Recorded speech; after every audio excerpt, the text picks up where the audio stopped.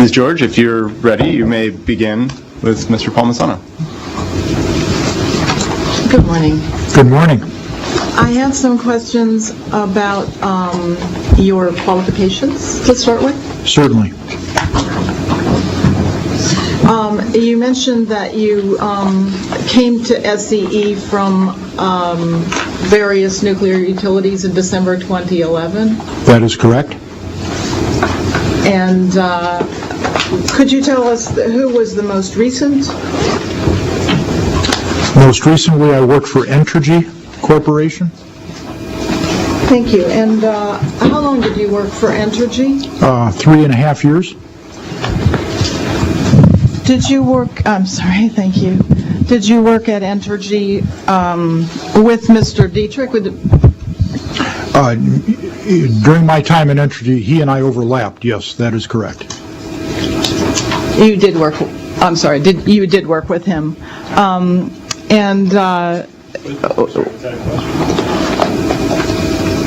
My question was, did you work with Pete Dietrich at Entergy? He and I were employed by Entergy in the same time frame. And what is your relationship with Mr. Dietrich now at SCE? I report to Mr. Dietrich. Did you have a similar relationship with him at Entergy? No, I did not. You did not work together in any way with Let's clarify. What do you mean by work together? I don't know. Okay. Did you work together with him in any capacity there? So let me explain. He and I were both vice presidents of Entergy.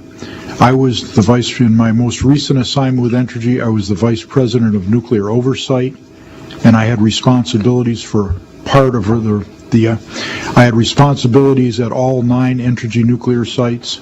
Mr. Dietrich was the site vice president at the Fitzpatrick plant. So I did not work for him. He and I were employed by Entergy Nuclear in the same time frame with different responsibilities, and I did not report to him. And did you work on the Fitzpatrick as one of the 9 nuclear power plants? Part of my responsibilities were associated with the Fitzpatrick plant. That is correct.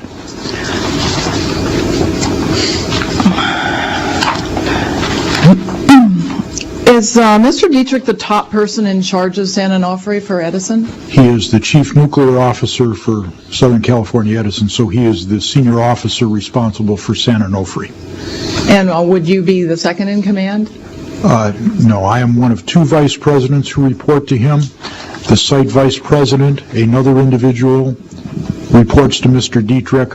I would tell you he is the second in command in your terminology. I am the vice president of engineering, projects, and site support. So I have other responsibilities under Mr. Dietrich.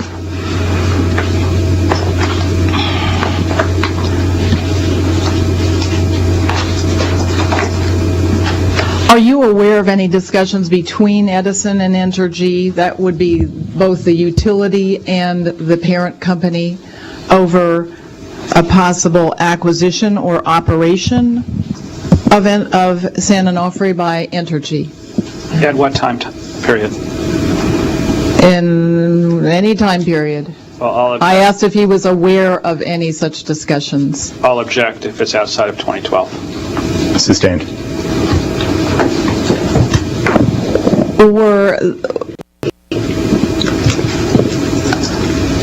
This has relevance to do with Mr. Palmisano's job at SCE in 2012, I believe, if there was any discussion or arrangement that was in process in relation to San Onofre between those 2 companies. You might begin by telling us what made you take the job at SCE, what made you leave Entergy. Yeah, Ms. George, are you going towards impeachment with this, or are you going towards a phase 1 issue? I'm not. The phase 1 issue of whether the costs in 2012 were reasonable has in some, potentially to do with any potential conflict of interest between Mr. Palmisano, the interests of Entergy and the interests of the ratepayers of San Onofre, of the utilities here, if there is some relationship that was building. We have the top two people at San Onofre coming directly from Entergy.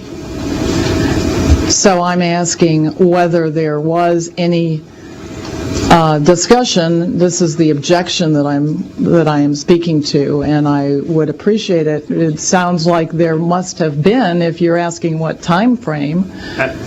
Don't read anything into my objection other than trying to keep this within the scope of Phase 1. I didn't mean to.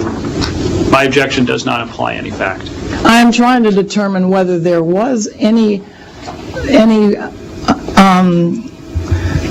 relationship building with Entergy, which would have potentially been carried out or would have spilled into 2012 because it would have been prior to the shutdown. So Mr. Palmisano came here in December of 2011, Ms. and George, he was here in 2012. I'd like to know whether there is any relationship in January of 2012, if not before, between Entergy and Edison regarding this nuclear power plant. Any relationship building? Please quickly state a question, and then we'll move on. I asked him whether there was... So the question is, was there a relationship in January 2012, as I understood it? Yeah, or was there negotiations over a relationship or discussions of such a relationship at that time?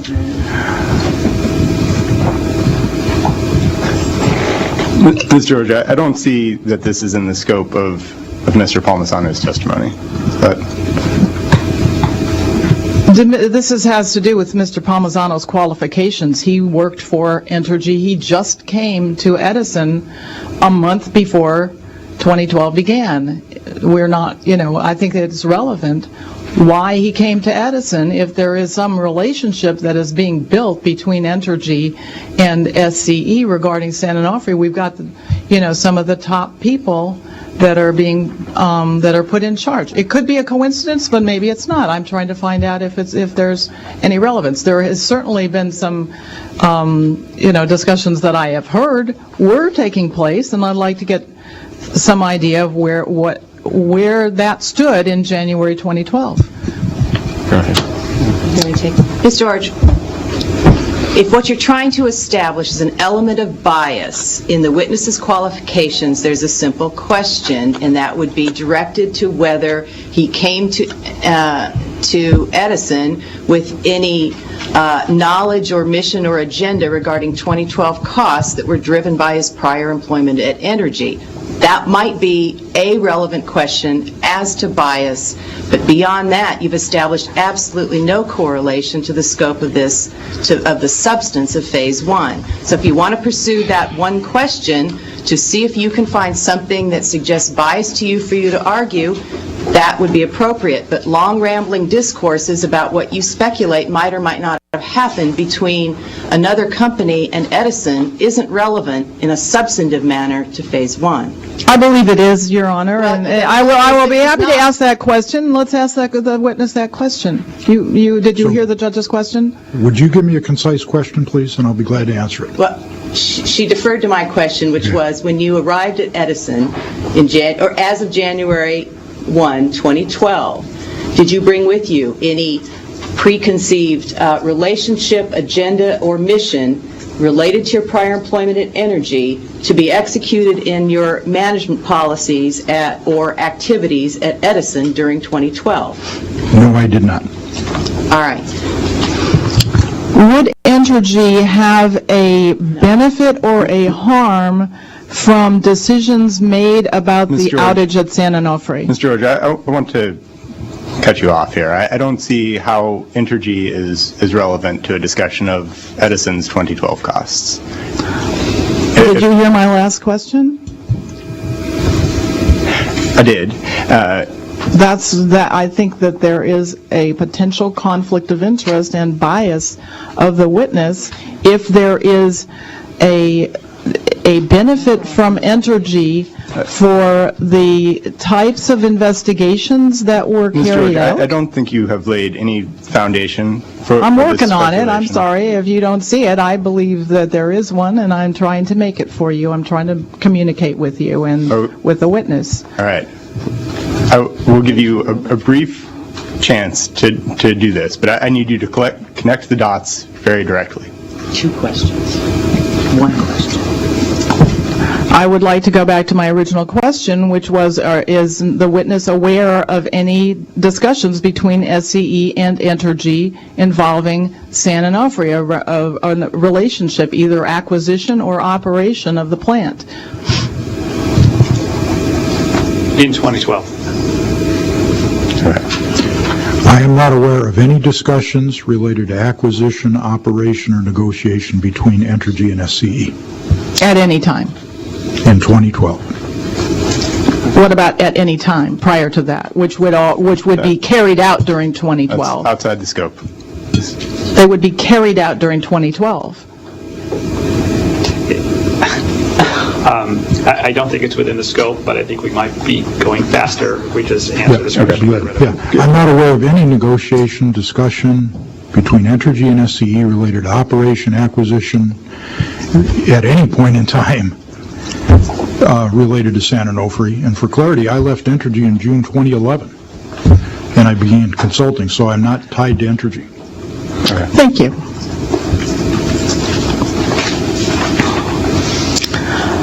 There were questions that were referred to you on the nature of the failures of the steam generators in 2012. There also are questions, excuse me, I missed a little section. There were questions referred to you about the net generation. You have exhibit SCE 11, the errata.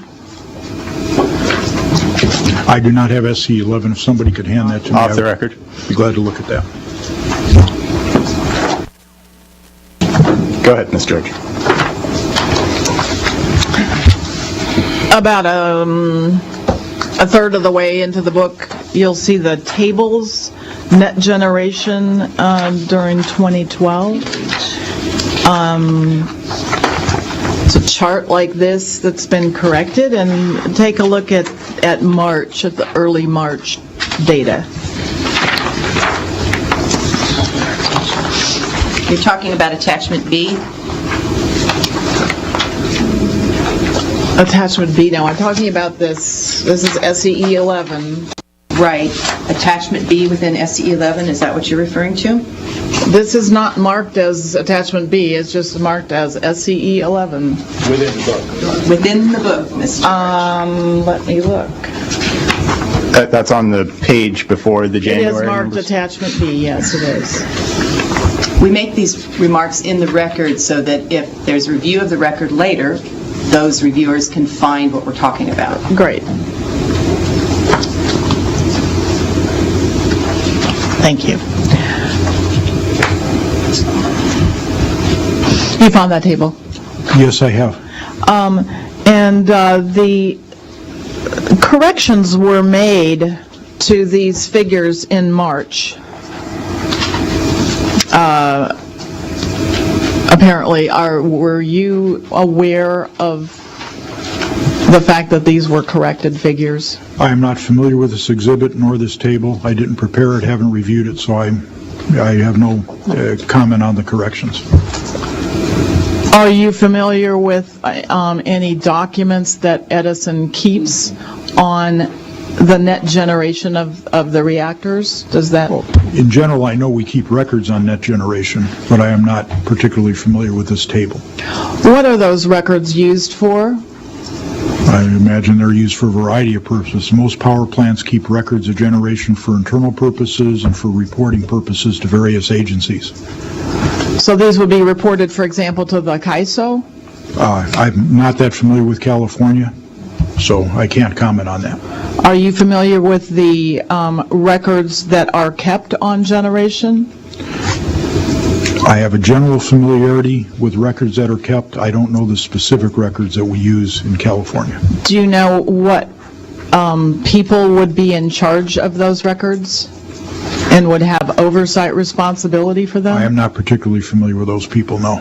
Can Edison get me that information, because I've been waiting for this opportunity to cross-examine somebody who knew something about this, and now it turns out that he doesn't know. Well, just to clarify, I don't believe it was represented that he did know. Right. But in Yes, any event, these were referred to Mr. That's not my recollection of the record. That's not But in my any case, if you'd like to serve a data request, we'd be happy to consider it. Viewing these figures, Mr. Palmisano, do you note that there is a positive number that was on March 1? In other words, there was it says 421,000 approximately kilowatt hours were. I see 421,818 kilowatt hours listed on March 1 under Unit 2 with a line through it. Right, and above that there is a 303,000 in parentheses. So this was a correction that was made. Apparently so. So rather than the power coming out of the plant, the plant was consuming power. Is that the change? Is that what that change means? I can't conclude that. I did not prepare the table. Objection, Your Honor, foundation. Yeah, Ms. George, I think we've established that the witness is not familiar with this table. He did not sponsor this Okay. testimony. All right, we'll just hang that one up. Then,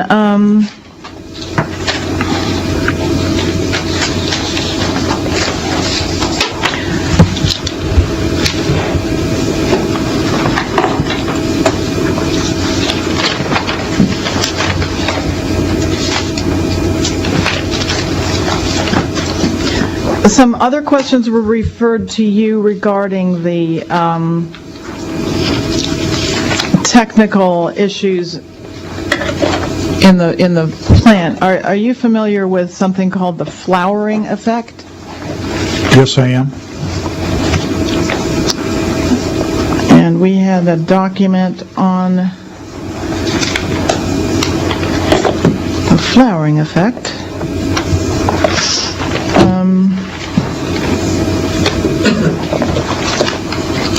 Which I'm having trouble finding at the moment. Does the flowering effect involve the bulging out of the tubes at the top of the U-bend, or at the sides of the, near the top of the bend? That's a reasonably good simplistic description of the flowering effect. Yes. Thank you. Is it potential for the flowering effect, if it is greater than expected, would that cause metal fatigue? Likely not, because the flowering effect is not a cyclical phenomena. Fatigue is driven by a cyclical phenomena. The flowering effect is more just the natural change in the tube bundle when the plant is at power and pressurized. Would it be affected by the pressure in the plant?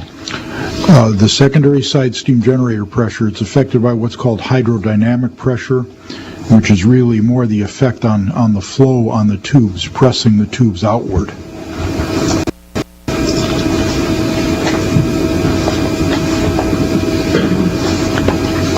So that hydrodynamic pressure can change from one time to another? Did you find the OII was the... Ms. George, was that a question? I'm sorry. Yes, it was a question. Well, I don't have an analysis at my fingertips. Generally, with the plant steady state at a certain power level, the hydrodynamic pressure is not going to fluctuate significantly.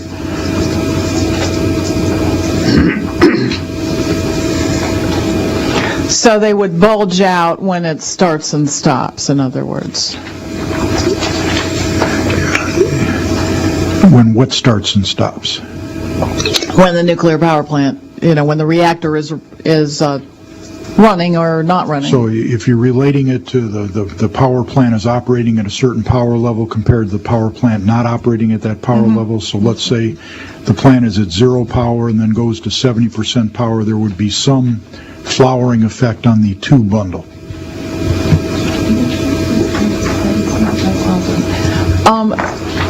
Does anybody in the room have a copy of the OII with the attachment? I need a copy. Let's Apparently go we off. left that at Let's go off the record the house and get our today. papers figured out. Go ahead. SCE was determining whether to place Unit 3 in preservation mode during 2012 and to restart Unit 2. Is that correct? That is correct. For that purpose, did Edison compare various parameters between Unit 2 and Unit 3 to determine whether one was in worse or better shape than the other? In terms of comparing Unit 2 to Unit 3, we looked at the tube damage which occurred in Unit 3, which caused the leak, compared to the inspection findings in Unit 2. So we did compare those parameters and some other tube-related data.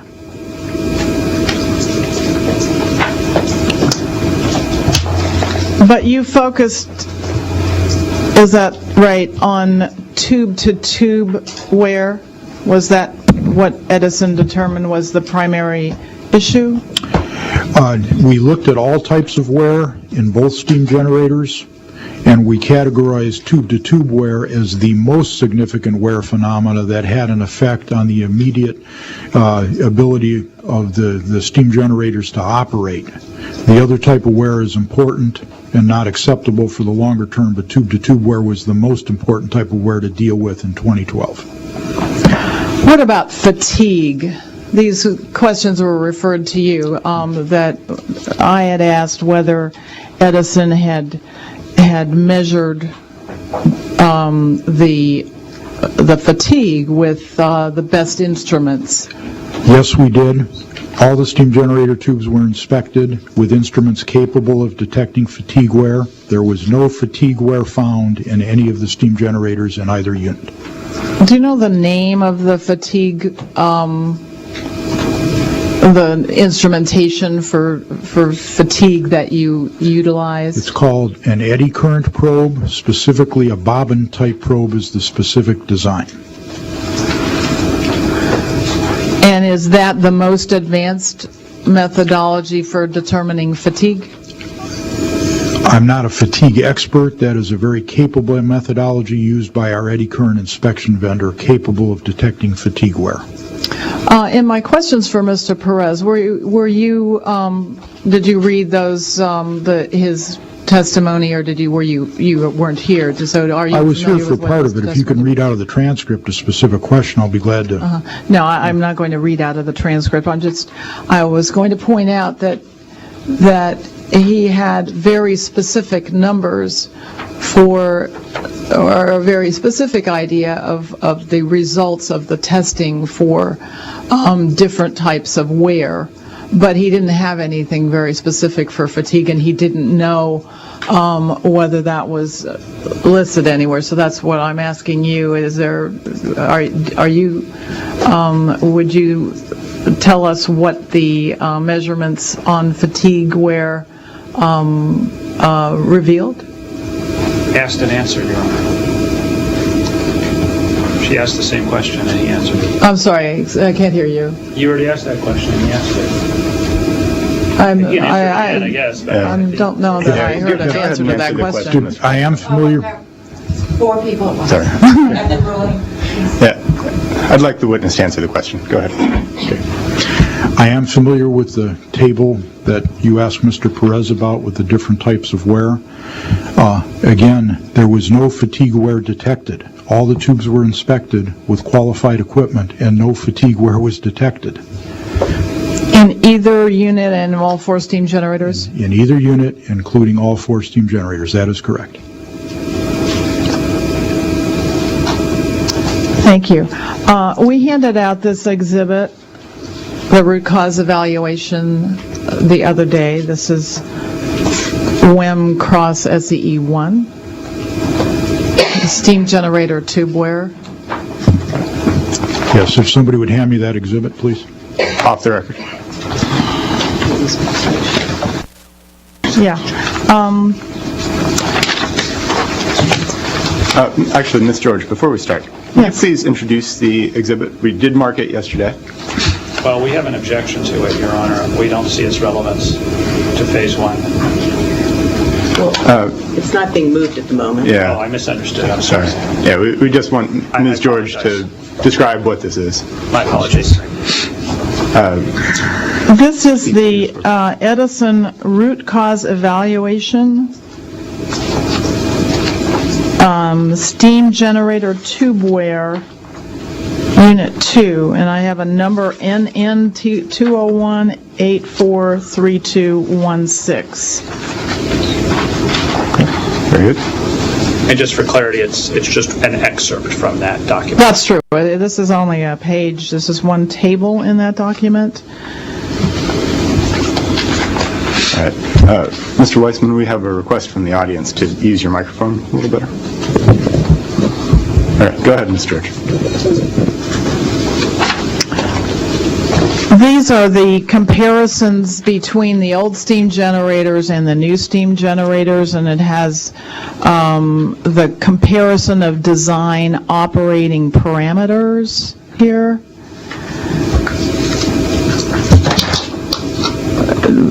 You mentioned a little while ago that the hydrodynamic pressure and flow is a critical part of the wear. Is that correct?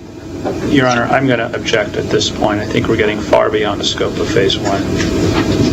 Well, this is coming out of questions that I asked Mr. Perez the other day.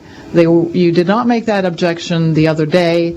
There was a foundation built for these issues. One of the issues, if you want me to review it, was that there were decisions made to continue to test Unit 2 and Unit 3, even past the time that Unit 3 was put in preservation mode or was going to be put in preservation mode.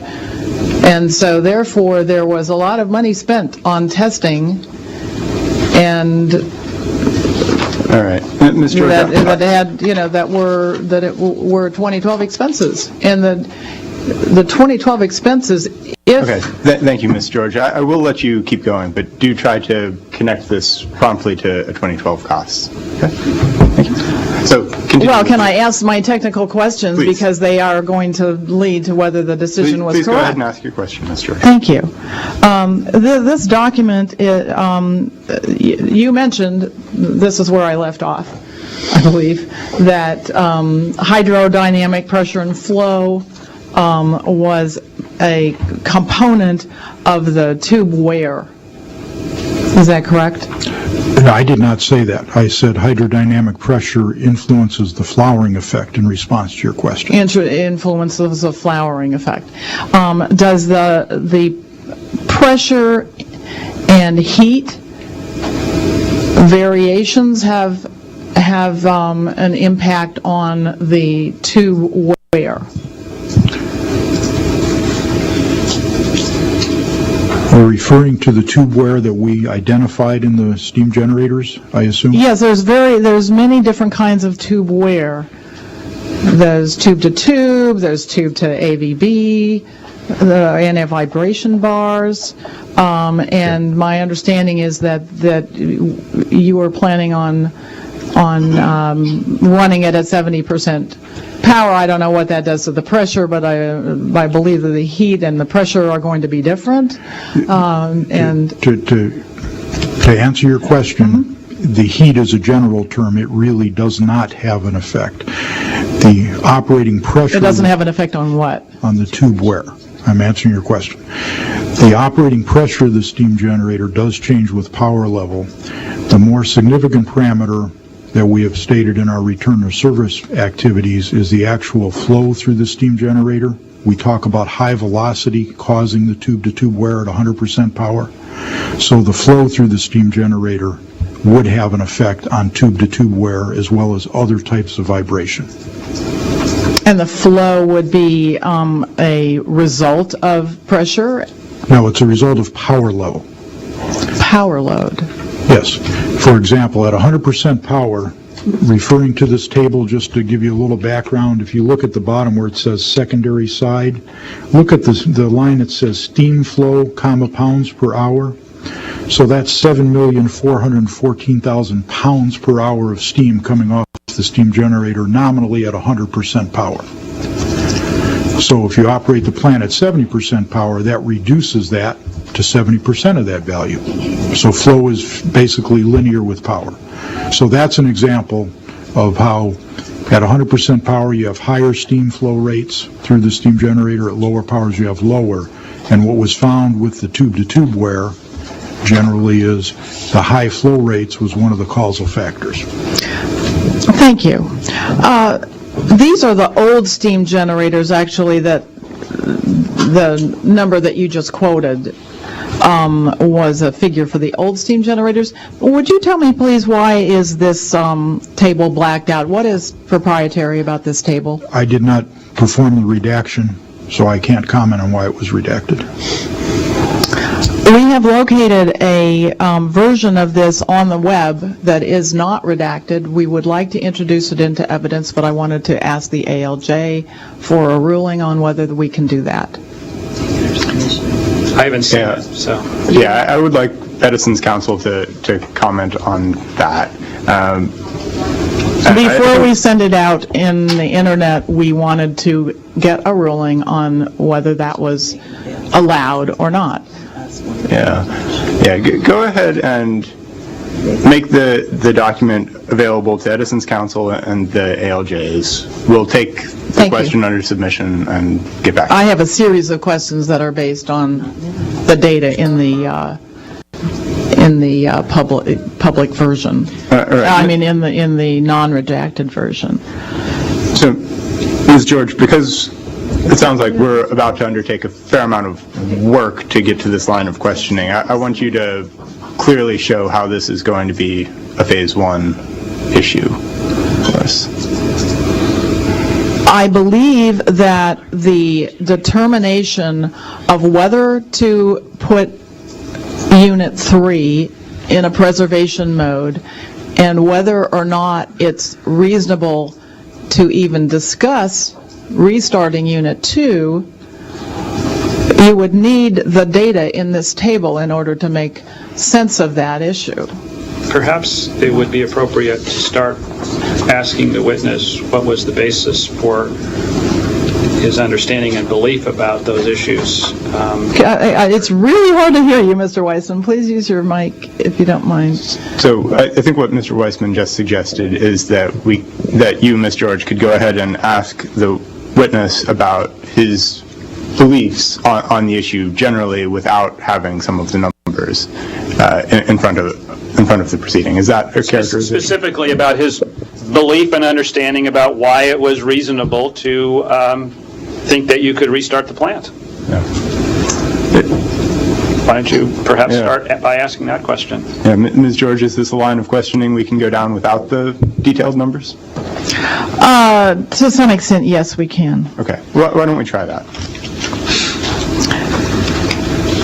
Mr. Palmisano, you're an experienced in engineering in reactors. Yes. The letters that were discussed yesterday afternoon at the end of the year between Mitsubishi and Edison and Mr. Dietrich, and those, were you familiar with those letters that were introduced into evidence yesterday? I believe they're SCE 20 to 24 or something like that. Yes, I am. those letters seem to indicate that there was a lack of clarity about how to fix the both generators. They were asking, SEE was asking Mitsubishi to come up with a plan, that they had not come up with a plan for how to fix them, and or a proposal for fixing them. However, months before that, apparently, you were part of making a decision to put the Unit 3 in preservation mode and to restart Unit 2. Is that correct?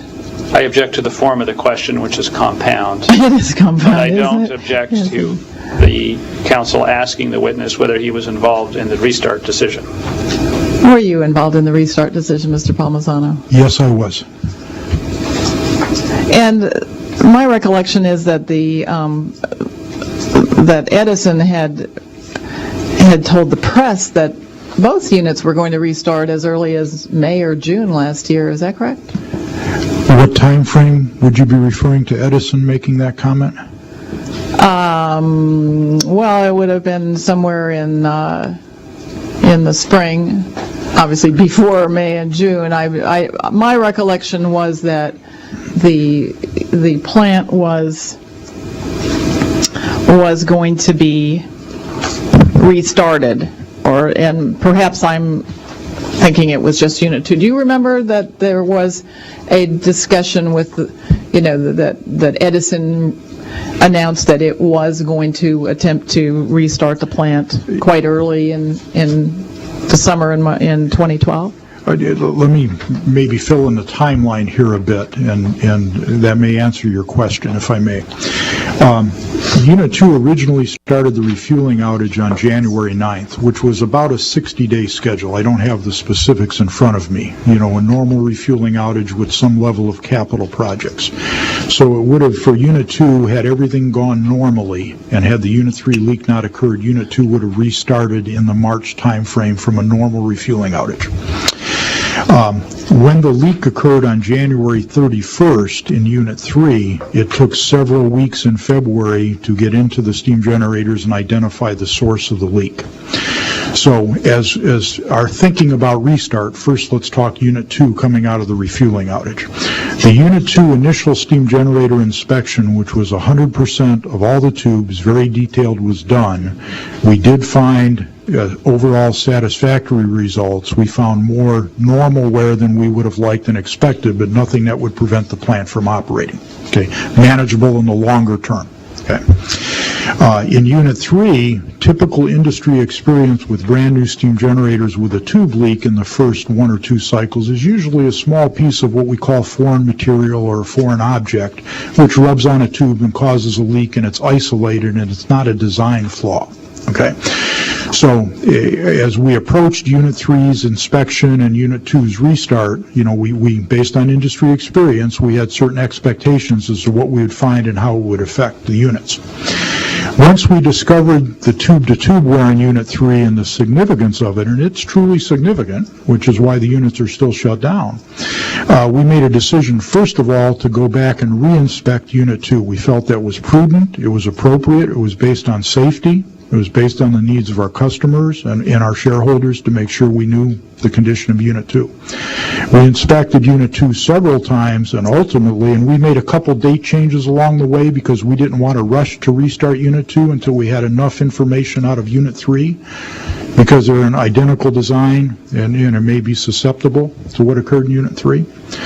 So we laid out a very systematic inspection plan and a systematic decision-making plan, which resulted in several date changes. So early on, we certainly were talking about restarting Unit 2 in the spring. We anticipated maybe 30 days delay. Once we had all the data out of Unit 3, we elected not to restart Unit 2. And as we inform the NRC and the regulatory process proceeds with a confirmatory action letter, we proposed and agreed with the NRC not to restart Unit 2 until certain conditions were met, including understanding the cause of Unit 3, taking mitigating actions in Unit 2. At the time, that letter went into effect at the end of March. It's on the timeline I know that's been provided as one of the exhibits. That went into effect March 27th.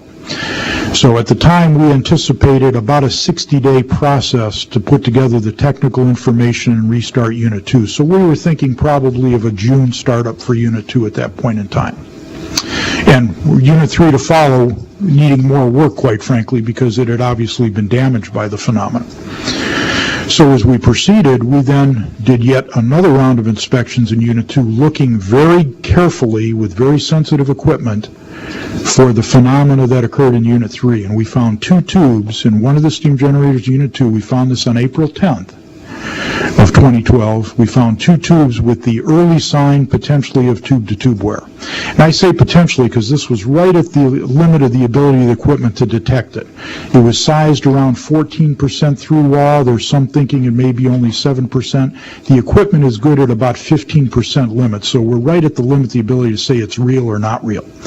So we thought the appropriate, safe, conservative thing to do was treat it as if it were tube-to-tube wear and do even more analytical work, technical work on Unit 2, and do some testing in Unit 3 to gather more information to apply to the Unit 2 restart decision. So that work then proceeded to take time through the summer, and we moved the restart date for Unit 2. And then in about the June time frame, we said, with what we've learned out of Unit 3 and Unit 2, number one, we're confident we can restart Unit 2 at 70%. We need to make the technical argument, which took some time to put together. We also believe we can restart Unit 3 at a similar power level. It will take more time and more work, however, so we thought the right thing to do to be prudent and responsible in protecting a valuable asset for the company, the ratepayers, and the shareholders is to put the unit in layup or preservation. The industry is filled with experience where people have not thought about how long the plant might be offline, not protected the systems, only to find corrosion occurs unexpectedly in pumps and valves, much as Mr. Perez said yesterday. So it was prudent to put Unit 3 into a preservation or layup condition while we dealt with Unit 2. Ultimately, we submitted the confirmatory action letter on Unit 2 in early October, expected about a 60-day turnaround by the NRC. That has turned out to be much longer because of the depth of technical information we gave them, and that continues. So that kind of maybe gives you the context, and so if we certainly had restart dates in the spring, and we moved those as we gathered more information and submitted our information to the NRC. Thank you. Thank you so much. In the letter from Mitsubishi, this is SEE 17. Off the record while we get our papers. Go ahead. Second paragraph, this is a letter from Mitsubishi in response to a query from Pete Dietrich about requesting a specific repair and or replacement plan and schedule for the Song's Unit 2 and Unit 3 steam generators by December 28, 2012. That's the first line of the letter. In the second paragraph, it says, evaluation of such first-of-a-kind phenomena is understandably more time-consuming, and they are referring to the tube-to-tube wear.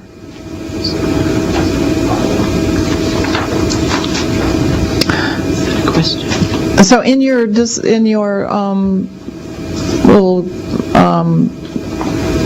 lesson you just gave us, you were talking about industry experience, and you said that your initial understanding was that usually a foreign object causes wear, not a design flaw. That's based on expectations from industry experience. I don't have your exact words. These are my rough notes on what was just said. But there is no industry experience, according to Mitsubishi, on this phenomenon of tube-to-tube wear. Is that correct? That is correct. There's no industry experience. My comment was, prior to inspecting Unit 3, the typical cause of a tube leak in new steam generators early in their life is typically a piece of foreign material. I'm not referring to tube-to-tube wear. Before we had the data, this is what, based on industry experience, we would have expected to have found. That was the context I was giving you that information in. All right, well, the analysis that Edison and that Mitsubishi did, there are several different parties that analyzed the data. It was Westinghouse and Areva wrote reports, as well as Mitsubishi, as well as Edison's own root cause evaluation. So you had 4, is that correct? 4 different documents summarizing the results of these investigations? Object to the form of the question, Your Honor. Ms. George, can you rephrase as single questions? Would you tell us how many different expert opinions were given on the problems with the steam generators? Yes. And you say reports, just to clarify, we had a number of companies prepare reports for Unit 2 restart. So let's focus on expert opinions related to the tube-to-tube wear. Is that specifically what you're interested in? Actually, no. I'm interested in these reports such as the operational assessment of wear indications in the U-Bend region of San Onofre Unit 2 replacement steam generators submitted by Westinghouse on August 2012. And this is... Why don't you stop with that, and that's a question, and ask your question about that study and take them one by one. That would be easier for me to understand and possibly the witness. Sure.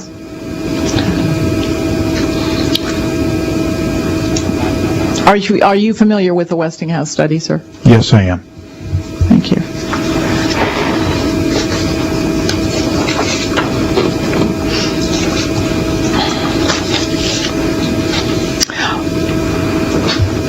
Some figures in the chart that Edison produced were also listed in these other reports. Similar, in other words, this type of data was part of more than one of the reports. Is that true? So, Ms. George, just to clarify for the record, when you said this type of data, you were referring to the table in WEM 1? That's right. The table in WEM 1 is what I'm talking about. Objection, Your Honor. Relevance.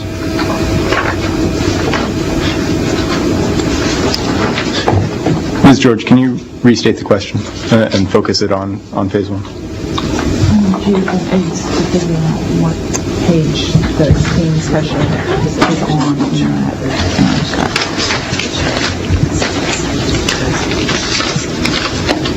These were the questions that were referred to Mr. Palmisano from Mr. Perez. I don't recall an objection at the time. I don't recall. I think it's on page 37. I don't recall the context, but in any event, I'm making a relevance objection now. All right. In all this, I've lost track of the question. Ms. George, would you quickly restate? Succinctly. Mr. Weissman, which is the question that you were objecting to, please? I believe your last question was whether the operating parameters listed on the second page of WEM 1 were also reflected in some form or fashion in some other reports, such as the Westinghouse report. And I feel that we are getting into a lot of technical information that is not pertinent to costs incurred in 2012. Ms. George, the technical information that is at issue here is the question of the nature and effects of the steam generator failures. The nature of the failures, unfortunately, in this case, have a technical aspect. Are we not allowed to speak about the technical issues This was a witness that was referred to us specifically to answer technical questions. Yeah, Ms. George, just to reemphasize how we're trying to clarify the scope here. Technical issues that relate to the costs of the repair Yes, yes. are relevant. Yes. We need to keep this connected, though, to, Page 37 in that document. we need to keep this connected to actions in 2012. And so far, I haven't seen that connection. Would you please look at page 37 of the Westinghouse report? Ms. George, I don't think the Westinghouse report has been submitted as an exhibit. It is part of the Edison's testimony. Where? What we have is Appendix 2, tab 25 to SEE 2 and 3. It's attachment 6. Westinghouse attachment 6, operational assessment of wear indications in the U-bend region. Off the record while everyone gets their papers. Ms. George, you may begin, but please, I'll just quickly state. We are in Appendix 2 to Exhibits SCE2 and SCE3, Volume 2, Tab 25, Attachment 6, Appendix D, page 36 of 131. Well done. With that, Ms. George, please go ahead. Yes, we had trouble with that the other day. So your questions Anyway, are the directed question, to post-August 2012, right? post-August 2012? This is dated August 2012, so your questions are directed to August 2012 through December 2012 expenses, correct?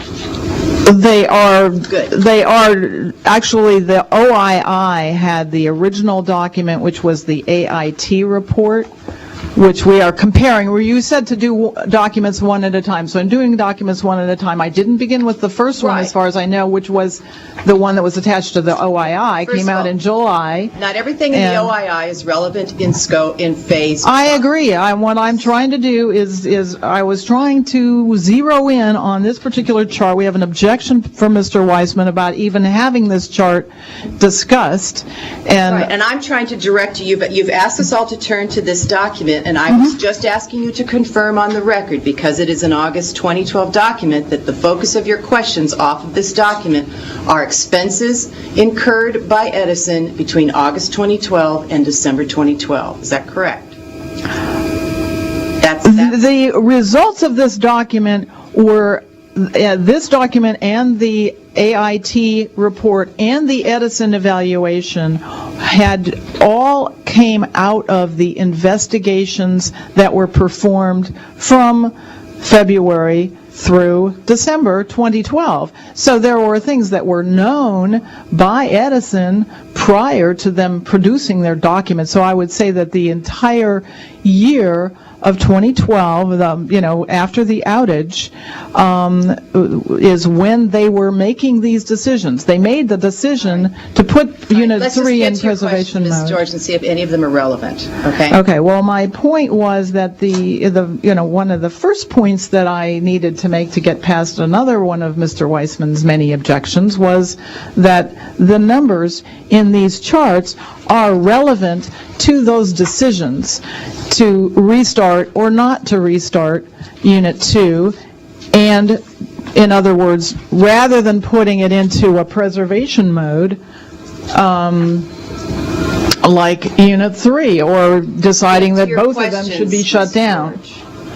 I'm sorry, my phone went off, and I wasn't All expecting it. phones need to be turned off. I know, The disruptions you're imposing on this hearing this morning, Ms. George, are not fair to the public or the ratepayers, as well as the commission and the other parties. I need you to become more I organized. apologize and for get the to your phone. questions and have your documents in order. Thank you. I'm doing the best I can. The steam pressure in the dome is in the Westinghouse document. There's also a steam pressure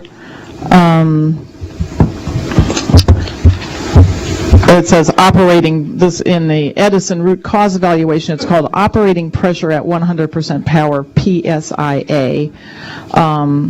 And the old steam generators were 900. This Westinghouse report lists a range in this, apparently, from 837 to 955, approximately. And I wanted to ask Mr. Palmisano about the variation, the potential variation in steam pressure, because we have a different figure in the replacement steam generators than we had in the old steam generators. All right, Ms. George, can we get to a question? I asked Mr. Palmisano to explain to us the significance about this, the variation of the steam pressure in the dome. Would this have an impact on the viability of these units? Objection, Your Honor. This is not relevant to Phase 1. The viability of these units has to do with the decision whether or not to restart them and whether or not to put them in preservation mode. You have completely different costs if you're going into preservation mode or if you're just determining that they need to be shut down. Can I continue my objection? Those costs are, Mr. Weissman, would you agree with me that those costs are different? You're not talking to Mr. Weissman, you're talking to Judge Dutton. All right, but Mr. If I can make my objection, Your Honor, completely.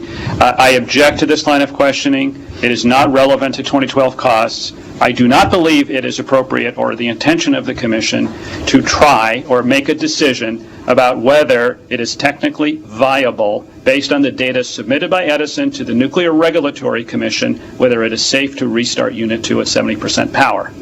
Mr. Palmisano has testified as to his knowledge and understanding at various points in 2012 as to why they were on the path to trying to restart this unit and why it was reasonable to continue to incur costs to that effect. I think it is not appropriate for us to delve into technical data which is being reviewed by the Nuclear Regulatory Commission about whether it is safe to restart Unit 2.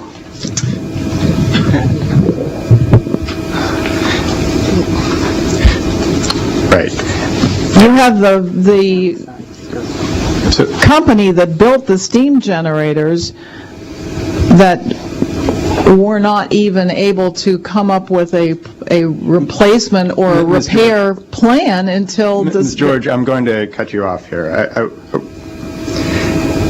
If you can ask questions about the data here that directly go to 2012 decisions and expenditures, that's fine. But otherwise, no, that's out of scope. So please quickly try again, but keep it in scope. In the unredacted copy of this document, there is a different, the Edison... Wait. Yeah. There's some document that I haven't seen that has previously been redacted. I don't think it's appropriate to refer to this on the record without giving me the courtesy of the opportunity to review the document in advance. You have the figures on these charts, and you were certainly able to... Ms. George, there's a process for bringing evidence forward. This is a procedure which is designed to protect the due process of all the participants. Yes, I understand all of that. them, including the commission's representatives as the judge, the parties, the witnesses. You don't come in here with a document that no one has seen and try to ask questions about it. Furthermore, you don't come in and not have your questions and documents in order. If what we need to do is take a lunch break early so that you can have the time to prepare yourself to more appropriately use the public's time after lunch with your documents, then that might be a way to go. But what you're doing now is not advancing the proceeding, and it's not advancing the public interest because your questions are off scope. You're talking about restart, which is outside the scope. You're talking about trying to bring in details, technical details about the causes of this steam generator failure. That's not relevant. You've been told this repeatedly, and I'm not understanding why you're not able to. You're not a stranger to these proceedings, Ms. George. I understand you have limited resources, but you appear in these proceedings all the time. You know how they're supposed to work. You know that your questions have to be concise and germane, relevant to the scope. That's not happening here. I understand there's some vagueness that was early on confusing to people, but it's been clarified. There have been consistent rulings in this proceeding. And what's happening now is not substantially advancing the public interest for Phase 1. You've made your point that you think that because you think the restart, and this may be a perfectly reasonable argument, that the restart isn't viable, therefore every cost shouldn't have been made. You've made that point abundantly. So if that's all you're doing is repeating that point with these questions, then that's duplicative. If you have some other point to make that is relevant to specific costs, then that, please proceed. But at this point, this is not advancing the public interest. Thank you, Your Honor, and I apologize for the difficulties that we have had in getting all of the documents, in order and all the questions in proper form so that I could come in here a little bit better prepared. However, I do object to your singling out WEM and myself personally for not understanding completely the way that you have.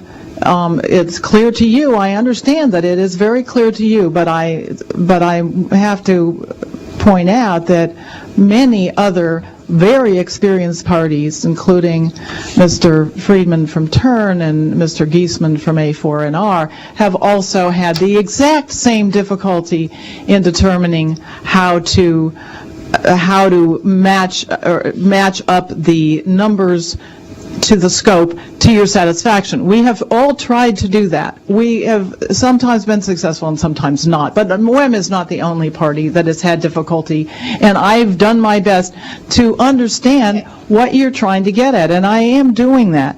The fact that there is... May I finish? Your objection is noted that you think you're being singled out. Then let's proceed with you on point.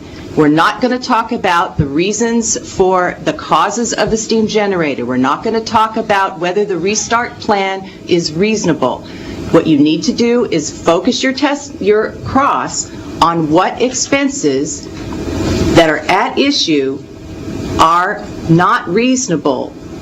Okay, you've already made the point that you think none of that apparently, and from looking from your arguments earlier, that you think that no expenses are reasonable because you believe that the restart plan is not reasonable. That's an argument you are free to make in your briefs, but it is not a subject of factual determination at an evidentiary hearing. Excuse me, may I respond to that?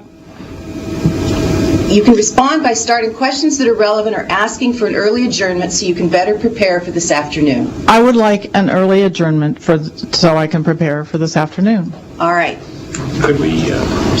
Would it be appropriate to turn to another attorney to cross-examine at this time so we can use this time efficiently? I think we should just take a break. It's up to you. Yeah.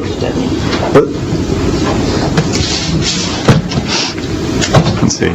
I think it might be simplest just to take a break and come back at 1 o'clock. So that's earlier.